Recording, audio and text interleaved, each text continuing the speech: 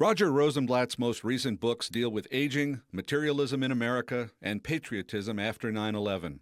He might be familiar to public television viewers as a frequent essayist on the NewsHour. For 4 decades, this prolific essayist has written thoughtfully and provocatively on hundreds of subjects. I spoke with Rosenblatt at Southern Voices, the conference for writers and readers at the Hoover Public Library. Well, your recent book on aging, supposed to be a send-up of the how-to book. Yes, sir. So what happened? Well, first of all, my dear publisher, and I am blessed to be with Harcourt, for some odd reason, and you could explain this to me better than I, wants to make money on these books. Well, whoever does that.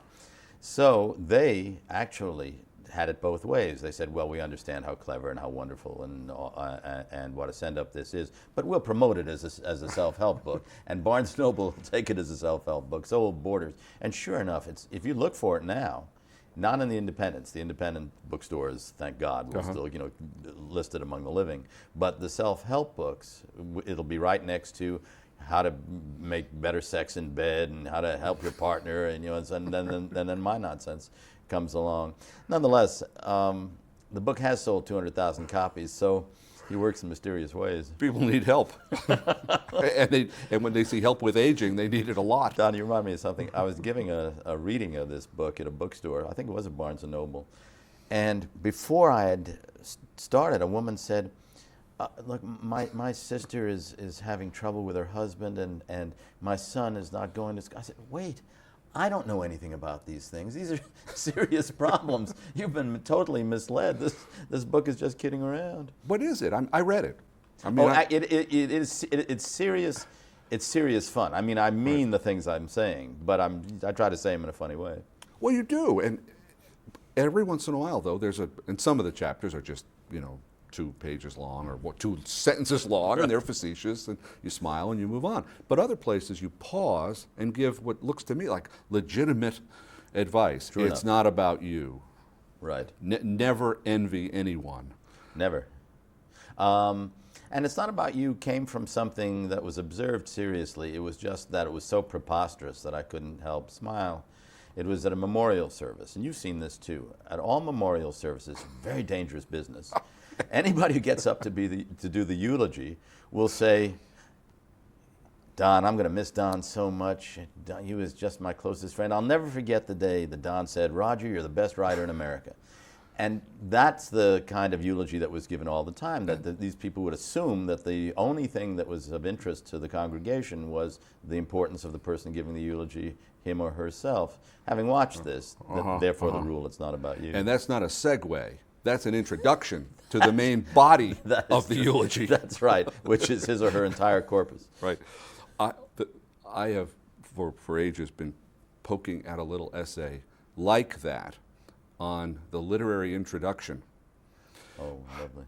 That is, let me tell you about the first time I met Roger Rosenblatt. I was at the time about, It was raining. I remember feeling I had the sniffles. All of that stuff, and where that has been picked up most dangerously is in journalism, where somebody will say, war was declared between Iraq and Iran today. I had a terrible headache. And then the article goes on like that. It's laughable, but it also distorts our idea of what's happening.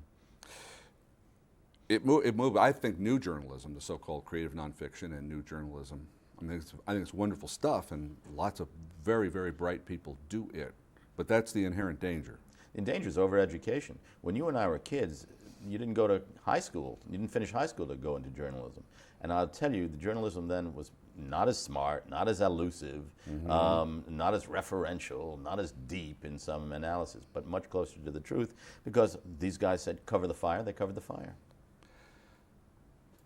I was looking at the Man in the Water, the volume Man in the Water.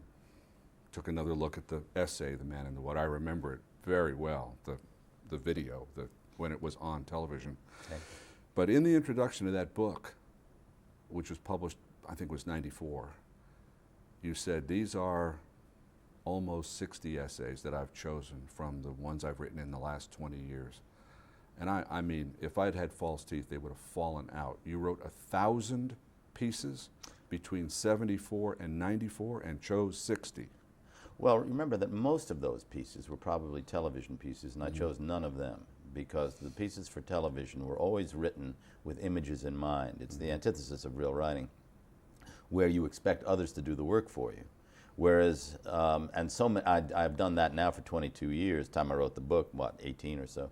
So it wasn't a difficult choice to eliminate them.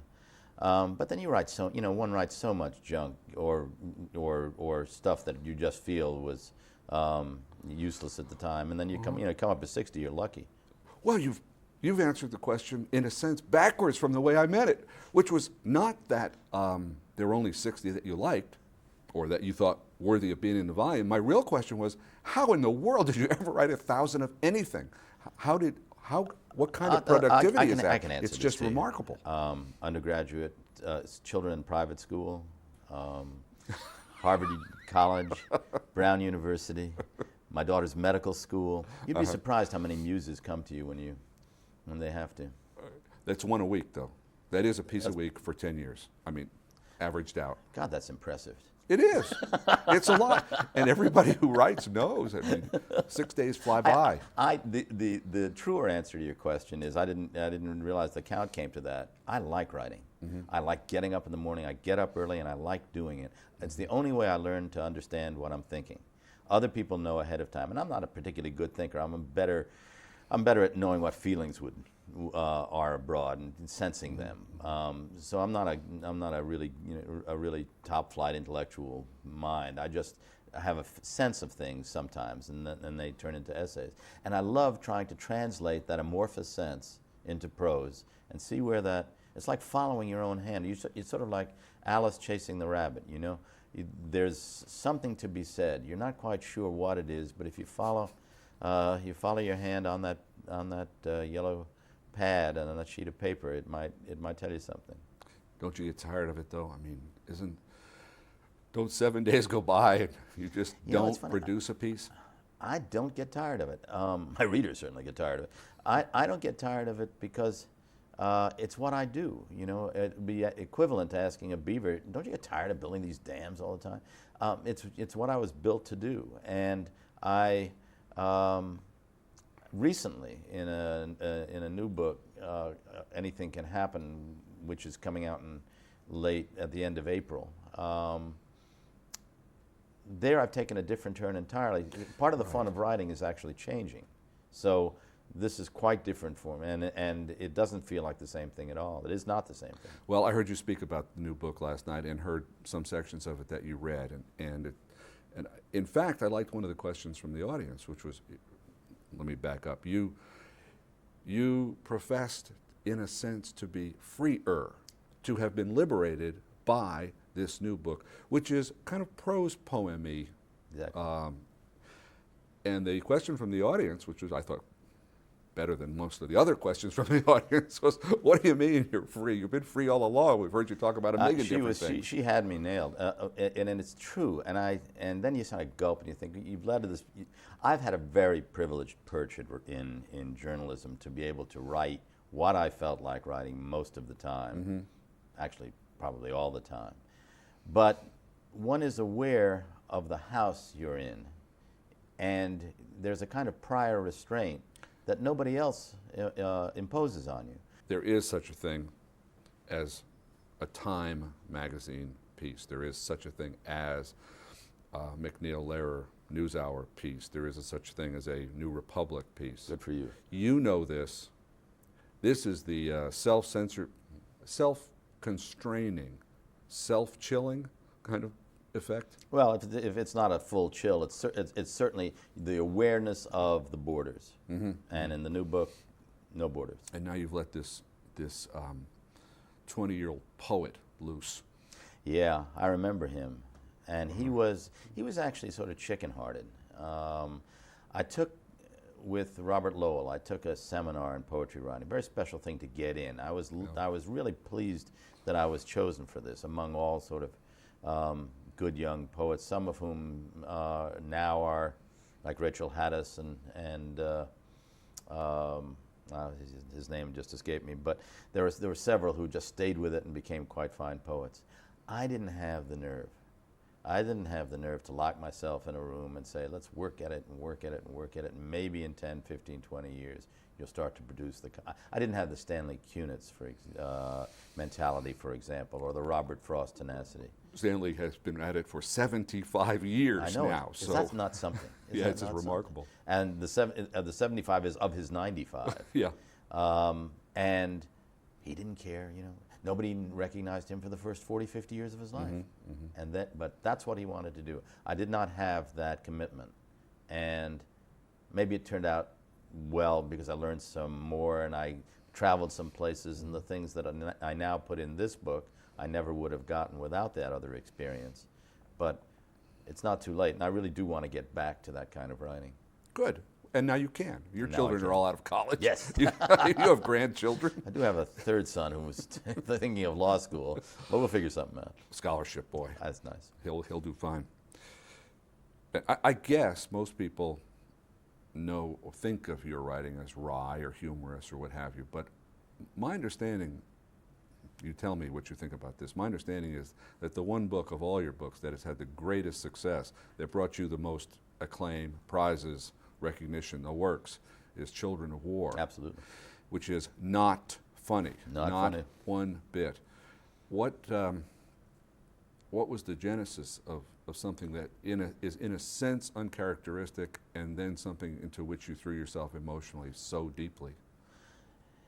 It would be interesting to explore what is characteristic in a writer. I like the way you phrase the question, because if I'm sometimes funny, it's largely because I know what's not funny, and I try to sustain the ability to tell the difference. When I was a youngish writer at Time magazine, I was still in my early 30s. And remember, I only started in journalism about 4 years before that. I wrote essays, and the essays were well received, and I saw I had a niche in the world, that I could just do this. It was a little different and so forth, and so that it looked as if I'd have a secure place. But I'd never been anywhere. And I was sitting in a chair, living. And so I would dream my way into one idea or another, but I'd never seen anything. When I was a Fulbright, I had one brief year in Ireland. That was the extent of my foreign experience. And here was this great wide world that could be available to me as a writer for Time magazine. So I went to Ray Cave, who was the editor, and I said, I saw children on television the other night. This was an Iran-Iraq war, as a matter of fact, crying not out of pain, but out of that kind of doleful wail of confusion that besets them. And I said, would you be interested in my going around the world and just talking to children in various places to determine their politics and their sense of honor and what future they had and so forth? By the way, Don, I could not do that now. The constraints of costs in magazines, they wouldn't even consider it. Then it was a richer time. And he said, sure. And so I started out, and I went around the world and talked to children in 5 or 6 war zones. You went to Northern Ireland. You talked to Israeli and Palestinian children. You talked to Vietnamese and Cambodian children. Is the Sudan in that book too? No, the Sudan was a separate story from Vanity Fair. Right. But the same impulse. Yeah. Where else did you go in Children of War? That was it. That was it. That took me around the world. Right. I have a kind of two-part question here. One of the issues that comes up in your writing over and over is sometimes funnily, sometimes not, the question of betrayal. That is, the journalist is always going to tease out of somebody in an interview situation something that person might not really have intended to say. Exactly. No, I see. I put you on your guard now, so this can't. I'm not smart enough to catch him. But and then, in a sense, you applied it even to Children of War. Absolutely. How do you? Because I thought that was a poignant and the book was wonderfully written on behalf of those children. Well, you hit the key of it. It was on their behalf, and therefore, to do it right on their behalf, I, in a sense, had to betray them by leading them into subjects they did not want to talk about. Perhaps psychologically it would have been better if they did not talk about it. We have a Western idea of talking through our problems, but that doesn't necessarily apply to Cambodians or to the Vietnamese. But if they didn't talk, I wouldn't have the book. And you're quite right about this theme of betrayal. everyone has a code of honor centered in something. Mine is that you don't want to be loyal to people who don't deserve it, to causes that don't deserve it, to countries that don't deserve it. But the ones that have proved that they do deserve it, loyalty is an extremely good virtue. It's and it should be by its nature unquestioning. Once you've established the fact that the merits are there, you're not going to do it.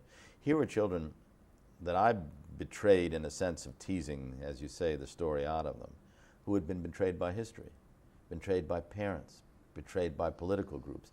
How many of them were put at the head of parades, and saying, this war is for the children? Or our own country, where we talk about saving money for our children or our grandchildren, all of which is just a crock. The idea is they are, by their natures, innocent and lovely looking, and therefore they're taken advantage of. That form of betrayal.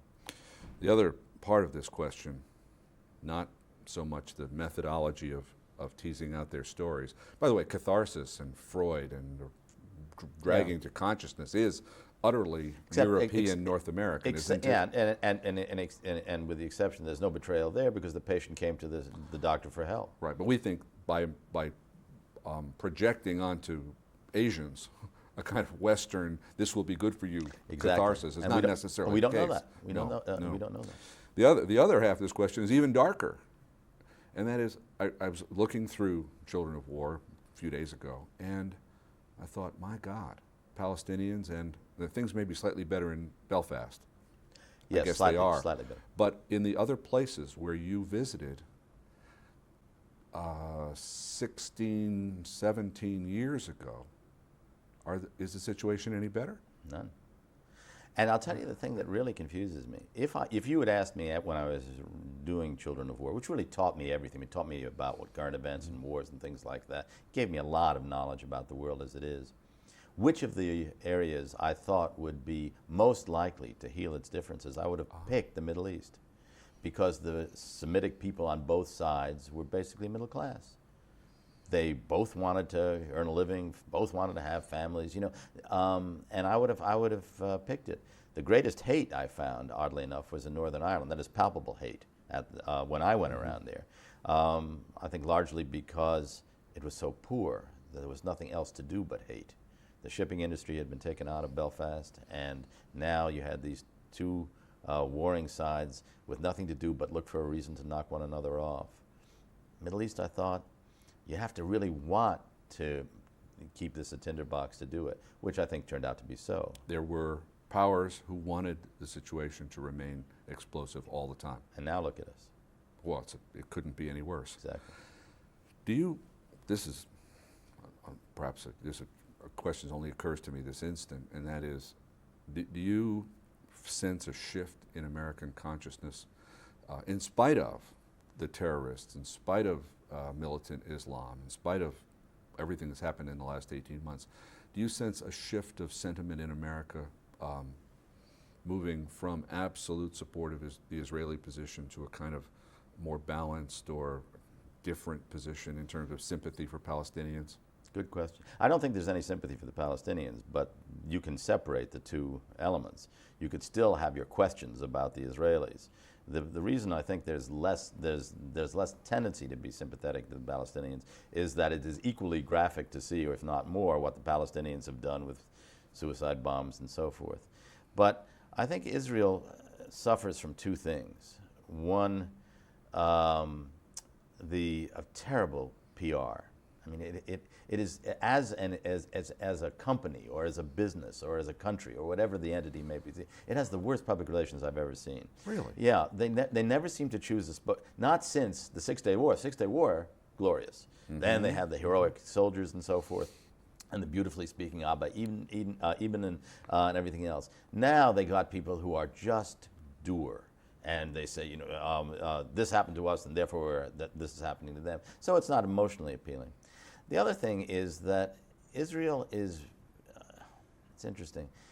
Remember that their whole motto is never forget, based on the Holocaust, okay? And I think it's right in the sense to never forget so that you're not punished by the same recurrence or cyclical hatreds, categorical hatreds of modern history. On the other hand, you can be encumbered by never forget, too. It's purely a negative idea. And if there is something that I think will rescue Israel, Israel is a very strong and smart country, so it'll probably rescue itself quite well. But if it's something that will rescue it in terms of the apprehension of Americans on others that you're talking about, it will be that time, it's a 50-year-old country, but that time when it learns to accompany never forget with, here's what we're doing, and here's what we're going to do tomorrow, and this is what we want for our people, and all the kind of future orientation with which Americans are quite comfortable. Israelis are not comfortable with a future orientation. Yeah, the Holocaust is the trauma from which that country has still not recovered. I think it would be sacrilege as well as foolish to think that one would set that aside. Right. But there ought to be some tempering of that memory with something positive in the present. After 9/11, you published a book. I guess it's a patriotic book. It is a book. My kind of patriotism. It's a book about what's right with America, 30 reasons why we should love our country and be proud of it. But it wasn't written by Bill Bennett. No. Yours is different. I noticed that. Yours is different from his. And if you were writing a little essay that said, my patriotic response to the last 18 months is different from William Bennett's patriotic virtues in the following ways. How do you, both of you, obviously, good citizens, but Sure. a very different take on what's to be proud of and what's to be kept and revered in our culture. Yeah, it is a very different take. Mine is, I just celebrate the wonderful imagination of this country, the freedom to figure out what it needs, the ability to let people talk and write and paint what they want to do. All the things that I think make the Bill Bennetts very nervous or very angry. And the thing is that, which liberals never seem to get across, liberals get angry with that stuff too. Nobody wants to see a urine-soaked Jesus being portrayed as art. We know that that is offensive to everyone, Christians, Jews, Muslims alike. Nonetheless, if you don't have a place where that's able to be expressed, then you cannot draw a line anywhere else. So one of my main reasons for loving the country is the expansive, imaginative freedoms it encourages. And that's a set difference with those who celebrate the country for other reasons. Looking through a person's bibliography, sometimes it says, Joe Smith has written, 14 books, and you check and see, and a lot of them are edited or co-authored, or they're compilations, or there's something. Most of yours are written. All the words in them were written by you, start to finish. All but one. This is the one. This recent collection on consumerism and culture in America. Fascinating. I love doing that book. Fascinating stuff. And there's no way we're going to cover it because you have, 18? 18 first-class essays to which I wrote as good an introduction as I could to set them up. Mm-hmm. But I was thrilled to be in their, thrilled to be in their company and to have, I deliberately encouraged them to be as imaginative as they could, thinking of consumerism. So as you can see for this panoply of Right. essays, they go everywhere. Right, they do. But how will we describe, or when you read it, or when you say, pick up this book and especially look at such and such. That's fun. What do you suggest to readers? How will we pitch this book right now, right here? What's the most fun in it? I think the general idea that this is an examination of what it means to be a consumer country and how the excesses of consumerism can be noted was one part. But also it's kind of a celebration of consumerism in some of the essays where they say, well, if we didn't have this, then we wouldn't have that. And I love the ones that are counterintuitive, like Bharati Mukherjee's essay, where she says, in India we love this stuff. Are you kidding? It's what America sells and makes makes the world a more interesting place. Down to the consumerism that Andrei Shifrin talks about in publishing, where the idea of making a buck in publishing has so delimited the kind of books, the good books that are published, that no book really is even treated seriously by a trade publisher that they are sure will not sell 15,000 copies. On that basis, all the writers you and I grew up with never would have published. But this culture that all these different writers are addressing in some way or other is a culture in which people use credit cards and pay 18% interest. This is a culture in which people buy they buy vehicles. They buy debt. Vehicles that hold 8, and they drive around alone in them. Right. It is part of the excess of the country that will always be curtailed. There'll always be some balance to it. We see it in other things. It's not just consumerism. This has really been a lot of fun. I'm delighted you could come in and talk. It's totally a pleasure. I hope you enjoy the rest of your visit in Alabama, and I hope that you come back and see us often. No question. Thank you so much. Thanks for having me.